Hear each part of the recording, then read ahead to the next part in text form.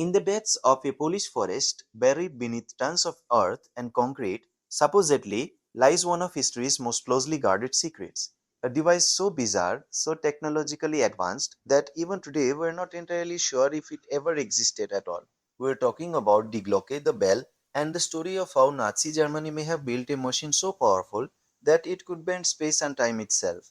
Or alternatively, how one of history's most elaborate hoaxes was born from the fog of war and the desperate rumors of a collapsing empire. Welcome back to the channel, and today we are diving deep into one of the most controversial, mysterious, and absolutely fascinating chapters of World War II history, the legend of the Nazi Bell experiments, what supposedly went wrong in that bunker, and what the truth actually was when the dust settled. The year was 1945, and Nazi Germany was breathing its final breath. The Third Reich, once seemingly unstoppable, was now fighting on multiple fronts, its cities burning from Allied bombing campaigns, its armies pushed back from every direction, its dreams of thousand-year domination crumbling into ash and rubble. It was in this apocalyptic atmosphere that rumors began to circulate through intelligence agencies, whispered conversations, and classified documents that would later emerge from the chaos. Rumors of a secret weapons program so classified that even most Nazi officials didn't know about it, a project hidden in the remote forests of Silesia, conducted by a mysterious group of scientists working on something called the Bell or Die Glock. Now, before we go any further, we need to establish something important. The story of the Nazi Bell is one of the most contested and debated topics in alternative history and World War II research. On one side, you have researchers and historians who treat it as an elaborate conspiracy theory, a myth born from misunderstood wartime rumors and post-war confusion. On the other side, you have alternative historians, conspiracy theorists, and fringe scientists who believe it was absolutely real, a testament to Nazi technological advancement that was so powerful it could alter the very fabric of reality. The truth, as with most historical mysteries, likely lies somewhere in between, and today we are going to walk through all the evidence, examine both sides of the argument, and try to separate fact from fiction in this absolutely compelling story. Our journey begins not in 1945 but in the years leading up to it, with an understanding of Nazi Germany's obsession with secret weapons and advanced technology. As the war turned against Germany in the early 1940s, the Nazi leadership became increasingly desperate for a weapon that could turn the tide, a Wunderwaffe or miracle weapon that would allow them to snatch victory from the jaws of defeat. They invested tremendous resources into rocket programs like the V-2 that terrorized London, into jet aircraft that were years ahead of their time, and into exotic weapons that ranged from the plausible to the absolutely absurd. This was the context in which the Bell allegedly came to be, a project so secret that it existed in a kind of shadow world known only to the highest echelons of the SS and Nazi military command. According to the primary source material that's emerged since the war, the Bell was supposedly a device roughly 2 meters in diameter and several meters in height, shaped like an actual bell, constructed from a metallic alloy that was unlike anything previously known to science. It was allegedly powered by a mysterious fuel or energy source, and when activated, it would emit a kind of radiation or energy field that caused bizarre effects. Plants would wither and die. Animals within its range would experience extreme physical deformations, and in some accounts, the very fabric of space-time itself would be warped.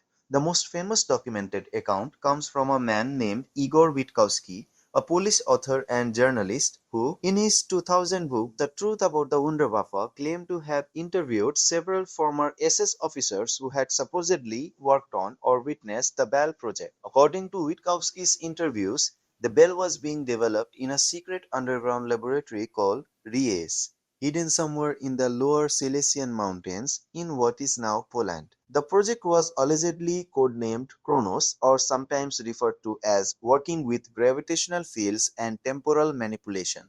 Witkowski claimed that the bell had been tested multiple times and that at least one of these tests went catastrophically wrong, resulting in a massive explosion that killed everyone in the vicinity and supposedly created a crater or void that still existed in the Polish forests. He further claimed that after the test went wrong, the remaining equipment and documentation were hastily shipped away, possibly to Argentina or other locations where Nazi war criminals were known to have fled. The story became even more elaborate when other researchers and authors picked up the thread, adding their own claims and interpretations. Some suggested that the bell was actually a device for time travel or teleportation. Others claimed it was a weather weapon or a device for manipulating electromagnetic fields. Still others suggested it was a piece of alien technology that the Nazis had reverse engineered, incorporating advanced concepts into their own scientific framework. The mythology grew exponentially, aided by the general public's fascination with both Nazi Germany and unexplained historical mysteries. But here's where we need to pump the brakes and actually examine what the historical record actually shows us. When serious historians and researchers began investigating these claims, some troubling patterns emerged. First and foremost, the documentary evidence for the bell is essentially non existent. Despite extensive investigation of Nazi archives, declassified documents from Allied intelligence agencies, and interviews with thousands of Nazi scientists, engineers, and military personnel after the war, no contemporary documentation of the Bell project has ever been found. No blueprints, no technical specifications, no budget allocations, no organizational charts, nothing. This is particularly striking when we consider that the Nazis meticulously documented nearly every aspect of their activities, from the most mundane administrative matters to their most secret military projects. The V-2 rocket program, for instance, left extensive documentation that researchers have been able to study. The same is true for other secret weapons programs. Yet the Bell, allegedly one of the most important projects of the entire war, supposedly left virtually no paper trail whatsoever. Second, when historians have attempted to verify the claims made by Igor Witkowski and other researchers, they've encountered significant problems. The interviews Witkowski conducted were allegedly conducted decades after the war, relying on the memories of elderly witnesses who may or may not have been involved in classified projects. Memory is notoriously unreliable, especially regarding technical details and specific dates. Moreover, Witkowski himself has never provided the names of these former SS officers he interviewed, claiming they requested anonymity, which makes it impossible for other researchers to verify or follow up on these accounts independently. Additionally, when alternative historians have pointed to specific locations in Poland as the supposed testing site or laboratory for the bell, and archaeologists have actually excavated these areas, they found evidence of conventional German military installations or industrial facilities, but nothing that suggests the presence of an exotic weapons program. Third, the technical specifications attributed to the bell don't necessarily make sense when examined by actual physicists and engineers. Some of the claims about what the bell could supposedly do, like manipulating space-time or achieving time travel, would require a fundamental reconceptualization of physics that even our modern understanding doesn't support. While it's true that Nazi scientists were brilliant and advanced, there's no evidence they had discovered something that contradicted fundamental physical laws. It's possible they were experimenting with electromagnetic phenomena or other advanced physics, but the leap to claims of temporal manipulation or similar phenomena is not supported by any evidence. Fourth, we need to consider the geopolitical and historical context more carefully. After the war, Allied intelligence agencies were intensely interested in captured German scientists and weapons programs, particularly regarding anything that might give them an advantage in the emerging Cold War. If a weapons program as revolutionary as the Bell had actually existed, it's highly likely that either the Allies or the Soviets would have captured evidence of it, scientists who worked on it, yet no such evidence has ever been credibly presented. Both the United States and the Soviet Union extensively debriefed captured German scientists, and while many fantastical stories about Nazi weapons programs emerged during this period, the Bell stands out as one that resists verification. Now, this doesn't necessarily mean the Bell was completely fabricated from thin air. Rather, it's more likely that the story emerged from a confluence of real events, misunderstandings, and the fog of war. There were real secret weapons programs in Nazi Germany. There were real experiments with electromagnetic phenomena, exotic materials, and unconventional weapons. German scientists were genuinely advanced in fields like rocketry, jet propulsion, and nuclear physics. It's entirely plausible that rumors of these real programs combined with post-war speculation and the human tendency to mythologize the unknown, coalesced into the Bell legend. Furthermore, we need to consider the role of disinformation and deliberate obfuscation. In the immediate aftermath of World War II, various intelligence agencies spread conflicting stories about Nazi weapons programs, partly to prevent the spread of actual weapons technology and partly as part of Cold War intelligence operations.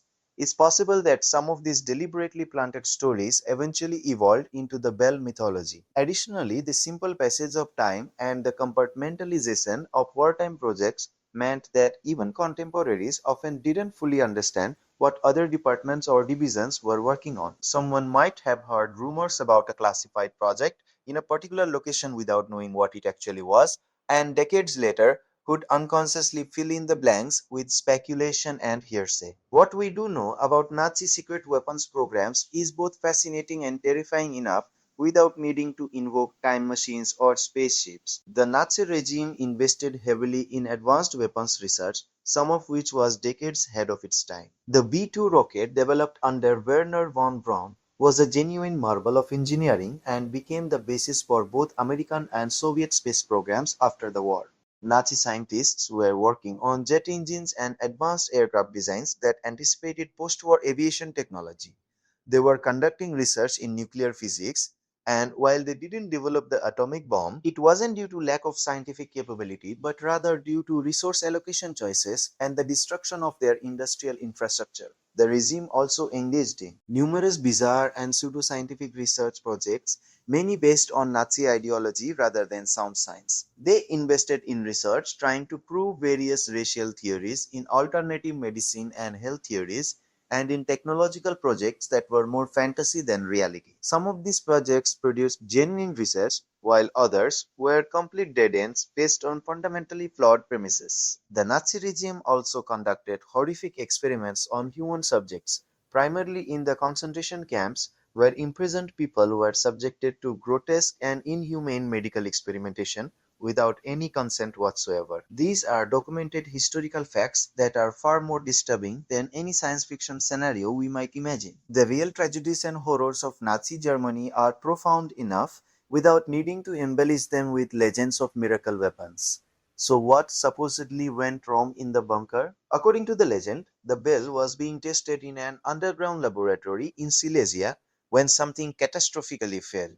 Different accounts describe this incident in different ways. Some claim that when the device was activated, it created an enormous explosion that killed everyone in the vicinity. Others suggest that it created a kind of space-time anomaly that persisted for some time after the experiment. Some versions of the story claim that test subjects used in the experiment were horrifically mutated or killed. Some accounts suggest that the radiation emitted by the device caused the ground to fuse into glass and other exotic effects. Still, other versions suggest that the device simply malfunctioned and had to be buried or destroyed to prevent it from falling into Allied hands. The problem with all of these accounts is that none of them can be verified. No crater matching these descriptions has ever been found.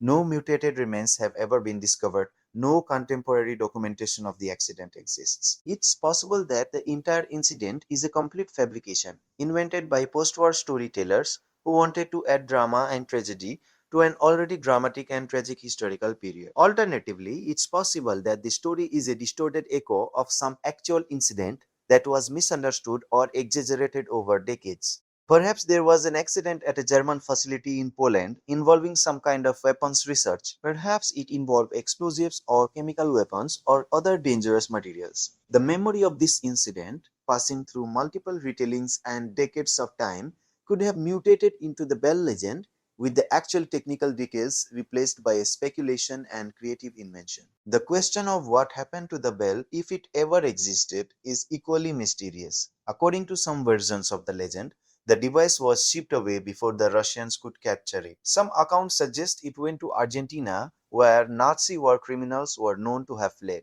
Others claim it was captured by either the Americans or the Russians and subsequently hidden away in classified military facilities. Still others suggest it was destroyed or buried to prevent its use by any other nation.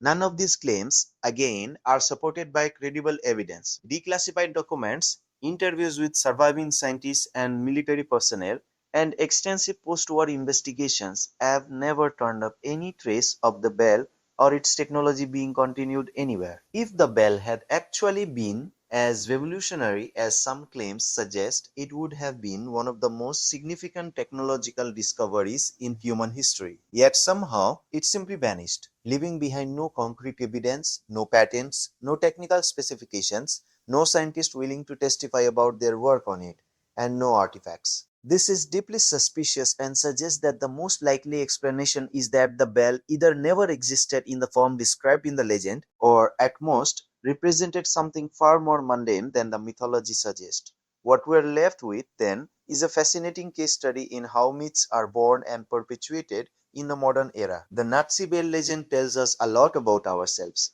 about our fascination with the unknown, our tendency to fill in gaps in the historical record with speculation and imagination, our desire to believe that there are secrets hidden from us, and our ability to weave together disparate threads of information into compelling narratives that may have little basis in fact. The legend has grown in the decades since the war, becoming increasingly elaborate and increasingly divorced from any concrete evidence. It's been featured in documentaries, books, television shows, and the internet has allowed the mythology to spread and evolve at an unprecedented pace. Each new telling adds additional details, new claims, and new interpretations, building on the foundation of previous accounts. This is a natural human tendency.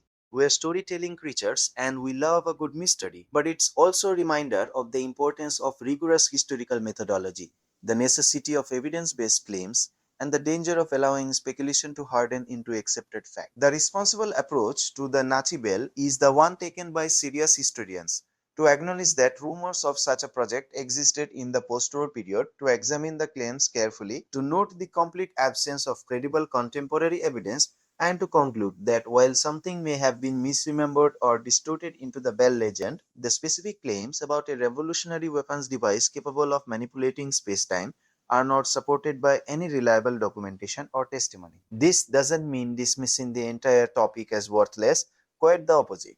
The Bell legend is valuable precisely because it shows us how easily historical narratives can be constructed and accepted without solid evidentiary foundations. It demonstrates how gaps in the historical record can be filled with speculation, how the passage of time can distort information, and how compelling stories can override the absence of proof. Understanding this helps us become more discerning consumers of historical claims, whether about Nazi Germany or any other period of history. It teaches us to ask the right questions. Where is the documentation? Who are the witnesses? And can their accounts be independently verified? What physical evidence exists? How do these claims align with what we know about the technical capabilities of the time? Are there alternative explanations that fit the available evidence better? The actual story of Nazi secret weapons development, while lacking the fantastical elements of the Bell legend, is still deeply interesting and important to understand. Nazi Germany invested enormous resources in research and development, producing genuine technological advances in some areas and dead ends in others. Understanding which was which helps us understand both the actual capabilities and the limitations of the Nazi regime. It also helps us understand how advanced technology doesn't necessarily correlate with moral development. Nazi scientists produced impressive technological achievements while working within, and sometimes for, a regime responsible for some of history's greatest atrocities.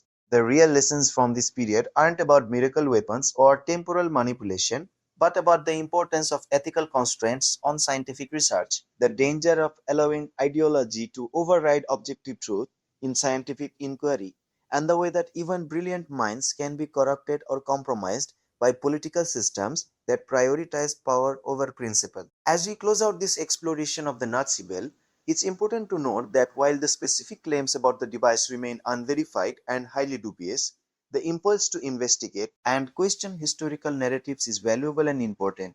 We should be skeptical of established claims when evidence doesn't support them, and we should be equally skeptical of alternative claims that lack supporting evidence. The path to historical truth is not through accepting comfortable narratives or exciting legends, but through rigorous examination of primary sources, careful evaluation of eyewitness testimony, consideration of physical evidence, and honest acknowledgement of the limits of what we can know about the past. The legend of the Nazi bell will probably persist because it's a compelling story that fills a gap in the historical record with mystery and intrigue. But hopefully, this examination of the evidence, or rather the lack thereof, provides some clarity about what we actually know and what remains speculation. The bunker where the bell supposedly malfunctioned is now just a forest, if indeed it ever was anything more. The secret installation called Rize, if it was anything more than conventional military infrastructure, has been excavated and studied. The scientists who supposedly worked on the project have passed into history, and none of them ever came forward with credible testimony about their involvement. The documents that would prove the project's existence have never emerged, despite decades of research and the declassification of millions of pages of Nazi records. This silence, this absence, this lack of evidence is perhaps the most telling piece of evidence of all. If you enjoyed this deep dive into one of history's most enduring mysteries, if you found yourself thinking about the way that legends form and persist, or if you have your own thoughts about what might have happened in that bunker in Silesia, I'd love to hear from you. Leave your thoughts in the comments below. What do you think happened? Do you believe the bell was real, or do you think it's an elaborate hoax? Let me know what you think, and thank you so much for watching. If you want more content like this, exploring the mysteries of history, the facts behind the legends, and the real stories that are often more fascinating than the myths, please subscribe to the channel and hit that notification bell so you don't miss our next video. We've got more incredible historical mysteries coming your way, more explorations of the events that shaped our world, and more attempts to separate truth from fiction in the stories we tell about the past. See you in the next video, and thanks again for joining me on this journey into one of World War II's greatest unsolved mysteries.